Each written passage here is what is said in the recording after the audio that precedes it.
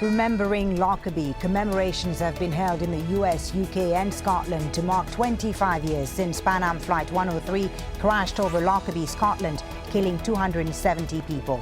But after all these years, there are still questions about who was responsible for one of the most infamous attacks in modern times. This is Inside Story.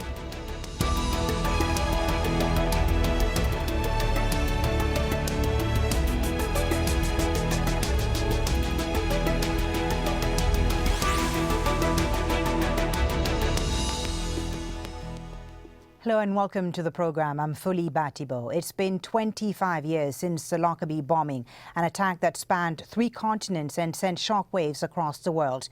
The UK, US and Libyan governments have promised to work together to reveal the full facts of the bombing, which claimed 270 lives.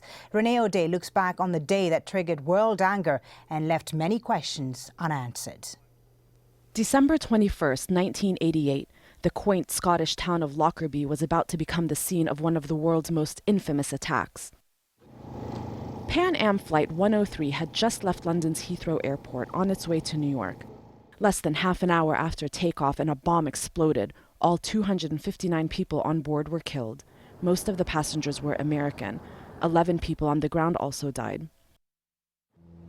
3 years later, in a joint indictment by the US and Scotland implicated 2 Libyans for the bombing. One of them was al-Magrahi, accused of 270 counts of murder, conspiracy to murder, and breach of aviation security.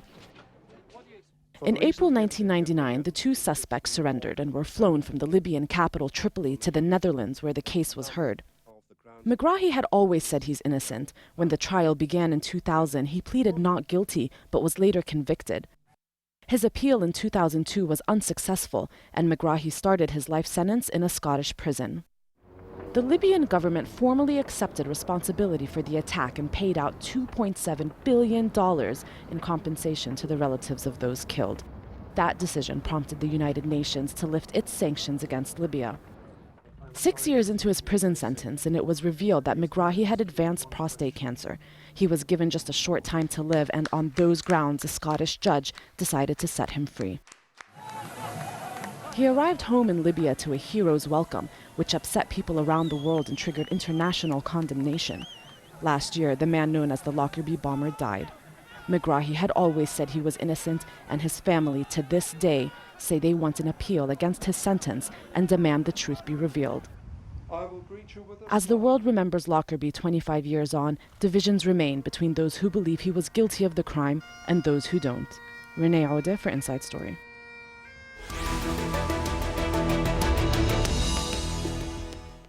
Well, let's now bring in our guests. In Oxford, in the UK, we're joined by Jim Swire. He lost his daughter Flora in the Lockerbie bombing. He's since led a high-profile campaign for justice on behalf of the UK victims' relatives. Also with us from Washington, D.C., we have Richard Marquise. He led the FBI's task force on the Lockerbie investigation. And joining us from Edinburgh in Scotland is Morag Kerr. She's the author of a book called Adequately Explained by Stupidity, Lockerbie, Luggage and Lies. She's also the Secretary Deputy of the Justice for Magrahi Committee. Thank you all for being on this edition of Inside Story. Now, over the last 25 years, a lot of the focus has been on the perpetrators of the bombing. So we want to hear about the victims' families, hear about their experience as well. Jim, I'm going to start with you. You lost your daughter, Flora. How has your life and those of the other families been touched and changed by what happened at Lockerbie 25 years ago? Well, of course, the tragedy is something we have to live with every day of every year that goes by. And the anniversaries really don't add or subtract that much from that. Having said that, the service in Westminster Abbey for this anniversary, I did find it felt like a shot in the arm because there are so many people who I'd met over the past 25 years in and outside the media. Do you believe that justice has been achieved, has been served with the conviction of Abdel-Ghassan al-Magrahi?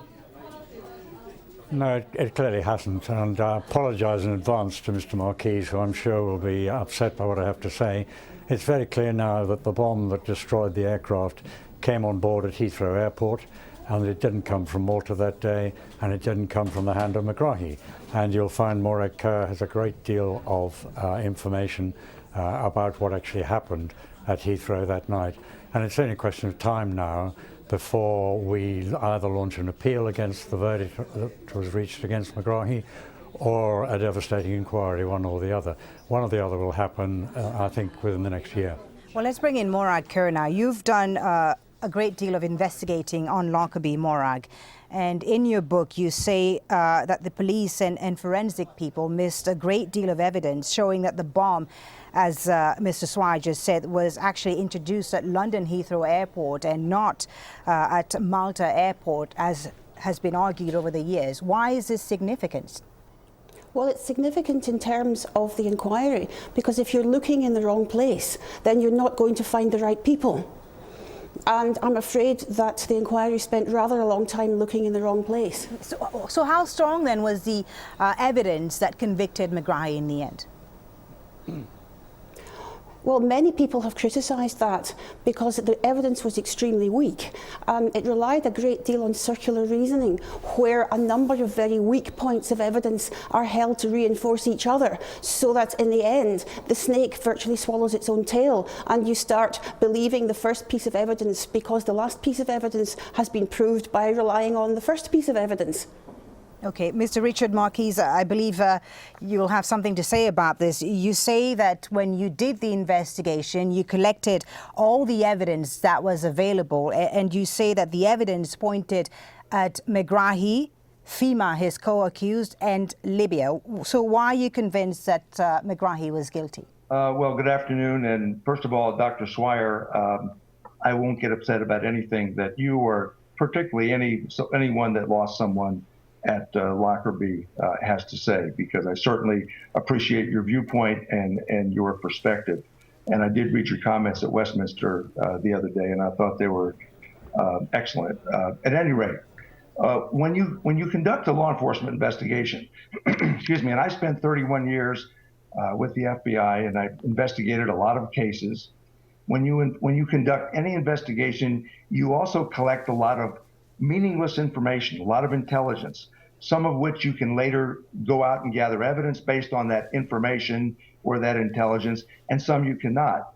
There was a lot of early on intelligence that the PFLP-GC, particularly the cell based in Germany, may have had a role to play in the bombing.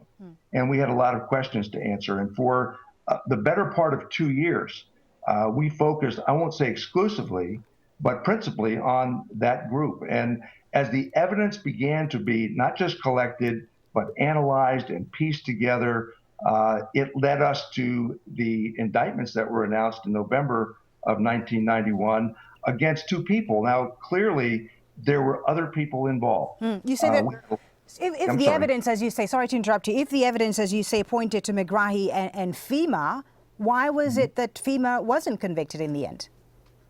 Well, I read the opinion of the judges. I was not present for the trial itself.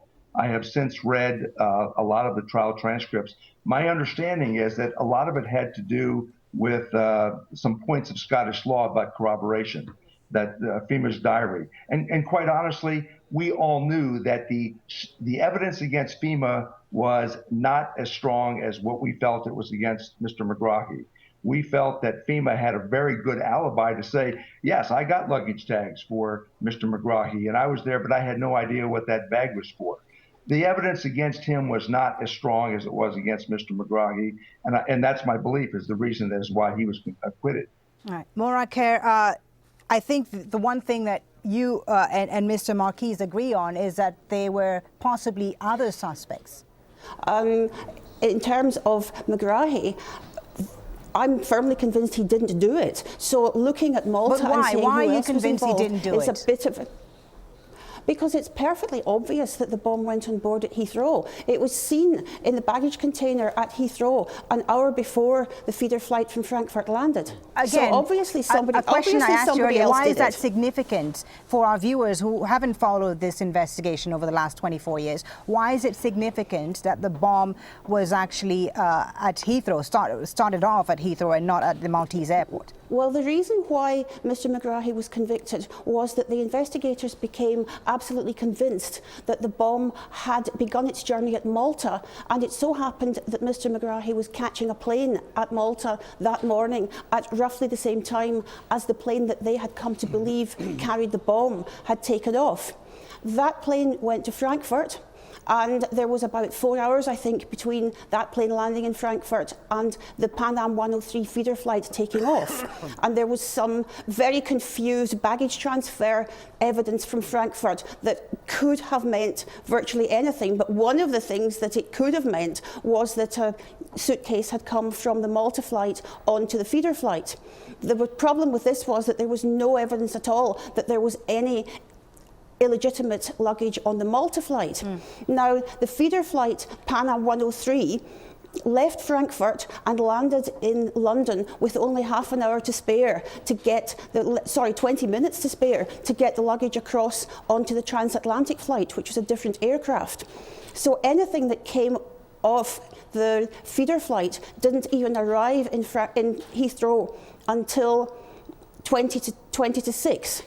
Now, and it didn't go into the terminal buildings at all. Okay, now, so the suitcase that I'm talking about was seen at Heathrow an hour before the feeder flight landed. So if not Magrahi, after everything that you've investigated and all the research you've done on this case, if not Magrahi, then who? Was he a scapegoat? I've only looked at the evidence that the investigators had, that the prosecution had, and that the defence had, quite honestly. And in terms of who actually did it, I've read the same articles and watched the same documentaries as everybody else, but I'm in no better a position to give an opinion on that than anybody else that's watched the same material. Well, until his death, Abdelbaset al-Magrahi maintained his innocence. The last interview he gave was while he was on his deathbed in 2011. He spoke about the man whose testimony helped convict him, Tony Gauci, a shopkeeper in Malta who said Magrahi bought clothes in his store that were found wrapped around the bomb on the plane.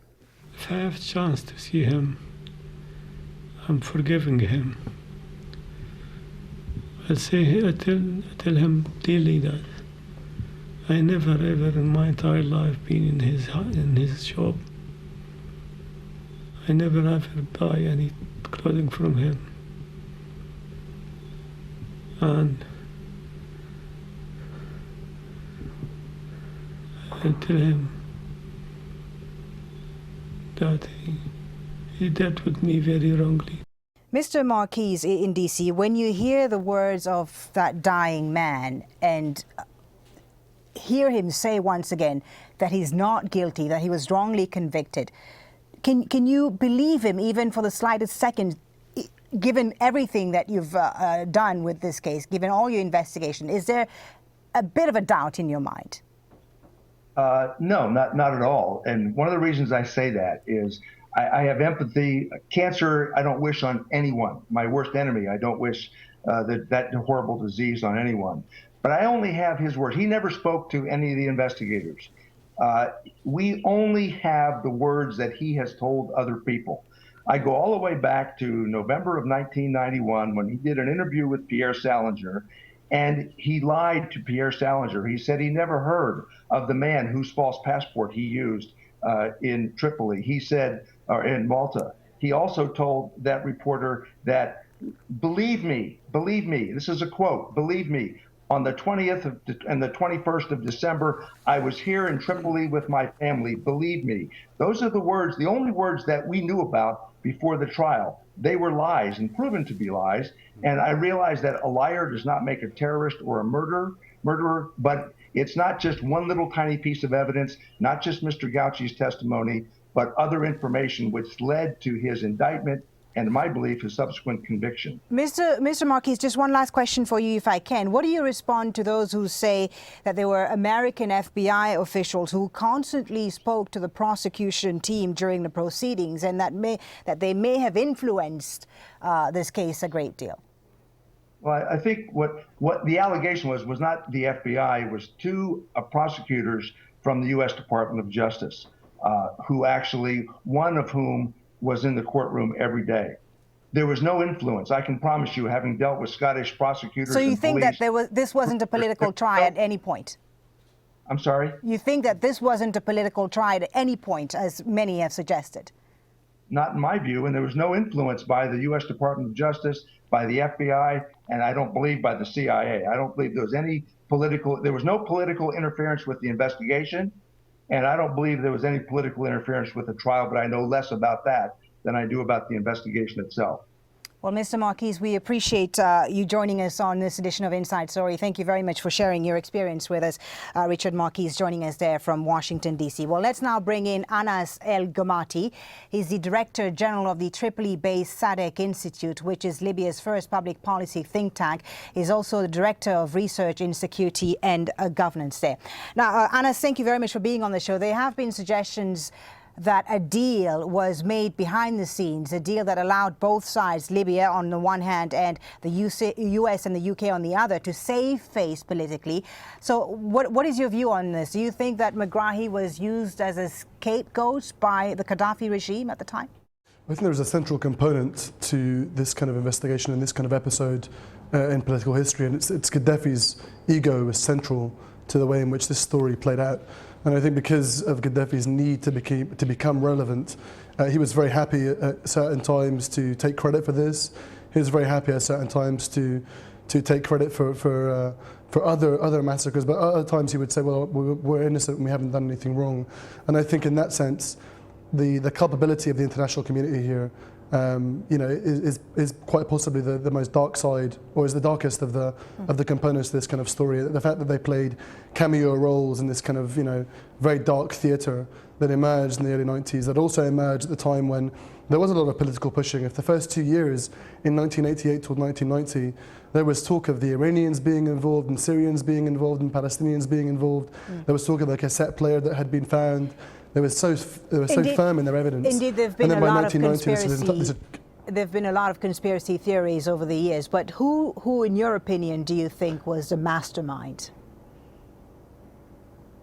Well, I think it's hard to say. I'm not a judge, and I think what my main feeling of this was that it's been used, and I think again, whether the scenario that we're in now and looking at a public inquiry, I think the only problem with this, or the caveat that I have, which I fully support otherwise, is that it could be used as a tool. It could be used as a tool in international politics, and I think it's because it's been done so many times, that's the fear, is that it's used over and over again. And international incidents of this kind, of that nature, they put us all emotionally in without letting us think. And I think the victims are the victims are the ones that are always suffering, but the Libyan people suffered for so many years under the sanctions as well. And I think if we allow this to kind of continue in the sense of, is it a conspiracy against Libyans, Syrians, Palestinians, or otherwise, then we walk into another episode where, the truth is always the first casualty of this kind of war. Right. Mr. Swire, the family of Abdelbasset al-Magrahi wants his case to be reopened, the Lockerbie files to be reopened. They say this will also be for the benefit of the victims' families. Do you agree with that? Do you want this case to be reopened? Oh, very, very strongly. This is Abdel Hakim al-Magrahi. I remember him as the guy who helped to push start the taxi in Tripoli. Last time I went to visit the family when his brother was really on his deathbed desperately. And I'd like to take the opportunity of thanking Mr. Marquise for his kind remarks, by the way, and to remind him that the judges said during the trial it was a difficulty for the prosecution that there wasn't a scrap of evidence that Magrahi or anybody else put a bomb on board in Malta. And what Mr. Marquise also will be wondering about is that recently, in the last few weeks, was published a meeting between a number of high Syrian officials. The Syrians, by the way, were the suppliers of the device, with CIA assets as well, in which all the Syrians assured the CIA that a Syrian-based terrorist who was in charge of the PFLP-GC group was responsible for the bombing. And I think it's going to be very difficult when this does come to appeal.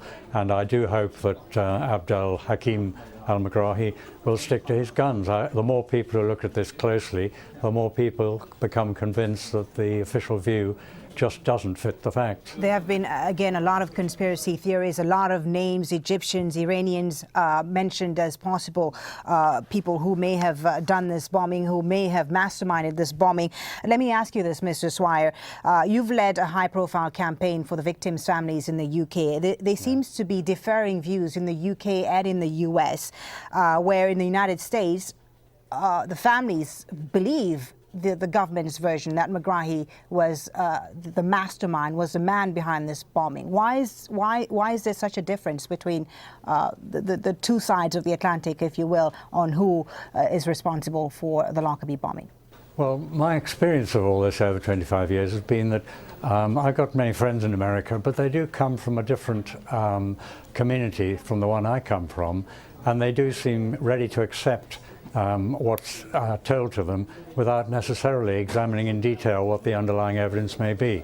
And my experience is that, particularly amongst lawyers, anyone who has a good look at this case says that the successful prosecution of al-Magrahi, legally speaking, is a nonsense. And one of the reasons for that is tied up very closely with what was being said by Ms. Kerr in Edinburgh, and that is that it seems clear that the device came on board at Heathrow, and the reason that's so important is there was one group in Syria which had made special bombs which sensed air pressure in aircraft, and when you put them in an airplane, they were always bound to explode within 30 minutes or so, 30 to 40 minutes of takeoff. They were safe on the ground, but they sensed the air pressure drop. You know, it makes your ears pop and things. They sensed that, and that switched the timer on, over which the user had no control. And that type of device always exploded between 30 and 40 minutes after the plane on which it was on board left the tarmac. And the Lockerbie plane exploded 38 minutes after leaving the Heathrow tarmac, and yet the prosecution case was that the Libyans had given Magrahi a wonderful bomb with a digital timer which could have been set off over the middle of the Atlantic or over the eastern American seaboard even. Right. And yet his bomb went off 38 minutes. Extraordinary. Still a lot of questions, obviously. Ms. Kerr, if I could ask you this, you mentioned a lot of flaws in this investigation in your book. Do you think that the investigators in this case were incompetent, or were they being perhaps led? I have a lot of difficulty in deciding between those two scenarios, to be honest. But the more I see of their own memos and reports and so on, the more the utter guilelessness of some of what's being said comes over, the more that it seems very clear that at times they were quite obliviously looking past evidence that they had and that they should have been able to see. And that, if you don't mind me giving a quick plug, I published this book just the day before yesterday, and it does go into a lot of detail on that, and particularly asking questions about whether it really happened or not. But could I quickly tell you what I have discovered and why, and perhaps Mr. Marquise is thinking, well, we all know about that suitcase that was seen at Heathrow. That's been known about for many years. But the fact that the physical evidence proved that that was the bomb has never been noticed until now. Let me just ask Anas al-Gomati in Tripoli the last question, if I can. You know, Anas, the political landscape has considerably changed today, and you know, the motives back then no longer play a role today. So do you think that Libya, the Libya of today, will reopen this investigation? I think, unfortunately, looking in retrospect and looking in hindsight now, over 25 years ago, we realised that the landscape, as you said, it was different, and I think the motives now from at least Libya's new politicians, post-revolution politicians, is to try and get Libya to play an active and healthy role back in international politics. But I think, again, we're going to miss the most vital component, which is where do we go next? And I think going next could be a scenario where we continue to allow the victims to grieve, but not really get to the answers and get to the truth, as Jim was mentioning earlier on. I think that's the most central point. I think that could actually unfold, is that as we go forward, if this is to be used as another political chip, where both the victims and the Libyan citizens or other citizens of other countries are just used as chips and as ploys and in quite a dark theatre and even a pantomime, if you will, then we're no longer looking at the victims, and we're no longer looking at the truth, but we're looking at a dangerous new episode in international politics. And I think that's my sincere fear when looking at this. All right, we'll leave it on that note then. Thank you very much for joining us and being on this edition of Inside Story. In Oxford, in the UK, Jim Swire, Morag Kerr in Edinburgh, and in Tripoli, Anas al-Gomati. Thank you all for being on this edition of Inside Story. And if you want to send us your thoughts and feedback on this show, just email us at insidestory@aljazeera.net. From me, Folly Bah Thibault, thank you for watching.